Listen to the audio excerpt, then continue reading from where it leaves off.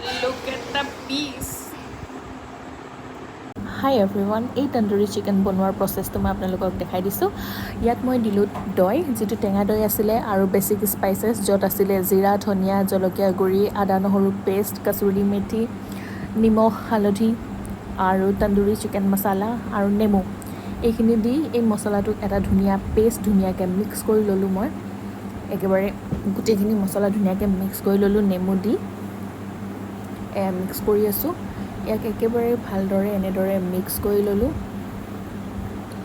মছলাখিনি মিক্স হৈ যোৱাৰ পিছতহে ইয়াত চিকেনখিনি এড কৰিব লাগিব। এইদৰে ধুনীয়াকৈ মিক্স কৰিলোঁ। এয়া ৰেডি মোৰ মছলা। ইয়াৰ পিছতে ইয়াত এড কৰিম মই ধুনীয়াকৈ ধুই ৰখা চিকেনৰ লেগ, যিটো ডাঙৰ ডাঙৰ পিচেছত কাটিছিলোঁ, কাৰণ তন্দুৰী চিকেনত এনেকুৱাই পিচ ইউজ হয়। আৰু ইয়াত ধুনীয়াকৈ ডাঙৰ ডাঙৰ কাট দিয়া আছিলে, যাতে মছলাখিনি ভালদৰে ভিতৰলৈ সোমাব পাৰে। এনেকুৱা কাট নিদিলে কি হ'ব, বাহিৰৰ পৰা সিজিব কিন্তু ভিতৰৰ মাংসখিনি টেষ্ট নহ'ব। গতিকে এনেকুৱা কাট লগাই লোৱাটো বহুত জৰুৰী আছে। আপোনালোকে যেতিয়া বনাব এনেকুৱা কাট লগাই ল'ব।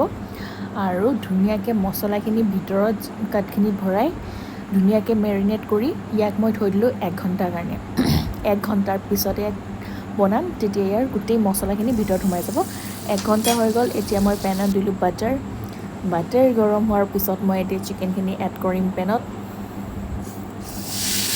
এয়া এড কৰিলোঁ। এতিয়া এই মাংস পিচখিনি কমেও আধা ঘণ্টা বা 40 মিনিট ধুনীয়াকৈ সিজাব লাগিব, কাৰণ মাংস পিচখিনি যিহেতু ডাঙৰ ডাঙৰ আছে, ইয়াক যদি কম সময়ৰ কাৰণে সিজালে ভিতৰখিনি কেঁচা থাকি যায়। ইয়াক ঢাকি মেলি মই ধুনীয়াকৈ সিজালোঁ 40 মিনিটমানৰ কাৰণে। তাৰপিছত ইয়াৰ লুকটো চব পূৰা ধুনীয়াকৈ সিজি গৈছে ভিতৰ বাহিৰ। আৰু ইয়াক মই এটা স্মোকি ফ্লেভাৰ দিবৰ কাৰণে, যিহেতু তন্দুৰী চিকেন, মোৰ ওচৰত এনেকুৱা এটা হেতা আছে। চ' মই সেইটোতে, যিহেতু তন্দুৰটো এভেইলেবল নাই, গতিকে তন্দুৰ ফ্লেভাৰটোৰ কাৰণে মই এইটোতে বনালোঁ। আৰু ইয়াত মই ওপৰৰ পৰা ধুনীয়াকৈ বাটাৰ লগালোঁ, কাৰণ বাটাৰ দিব পাৰে বা ঘি দিব পাৰে, তেতিয়া যিটো আৰু লগতে এনেকুৱা বনালে পূৰা স্মোকি যিটো ফ্লেভাৰ থাকে তন্দুৰী চিকেনত, সেইটো ফ্লেভাৰটো পূৰা ইয়াত ভিতৰত সোমাব। এইদৰে চক আৰু দেখিয়ে গম পাইছে যে কেনেকুৱা টেষ্ট হ'ব পাৰে। এনেকুৱা পূৰা জ্বলি থকা জুইত মই ইয়াক পূৰা ইপিট ইপিট কৰি দুইফালে ধুনীয়াকৈ সিজালোঁ।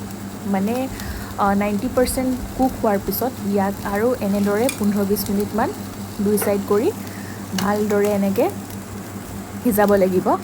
আৰু এয়া মই বাটাৰ লগাই আছোঁ আৰু দেখাই দিছোঁ, নহ'লে আপোনালোকে ভাবিব পাৰে যে এইখিনি মই বনোৱা নাই, মই জাষ্ট ৰেকৰ্ড কৰিছোঁ, এনেকুৱা ভাবিব পাৰে ন। সেইকাৰণে মই বনাই আছোঁ, এইটো চাই লওক আপোনালোকে।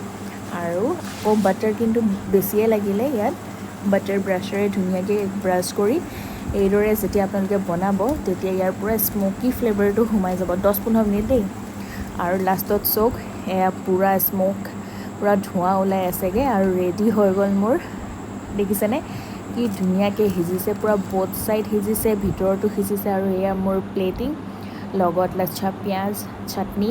আৰু এতিয়া মই টেষ্ট কৰিম। ফাইনেলি বহুত টাইম লাগিলে এণ্ড ৰেডি হৈ গ'ল তন্দুৰী চিকেন। এতিয়া টেষ্ট কৰিম। Look at the piece. চাটনি অলপমান লেমন দি লওঁ।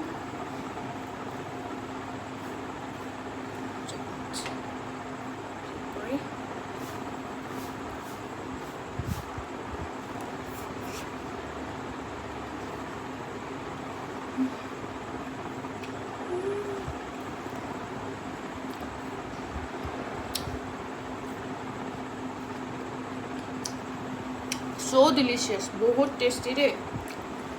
কোনো ৰেষ্টুৰেণ্টত নাপাব ইমান টেষ্ট।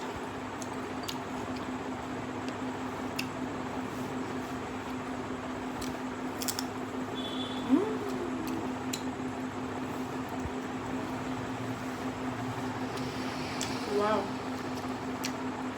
আপোনালোকে ট্ৰাই কৰিব দেই। মই খাই লওঁ সোনকালে।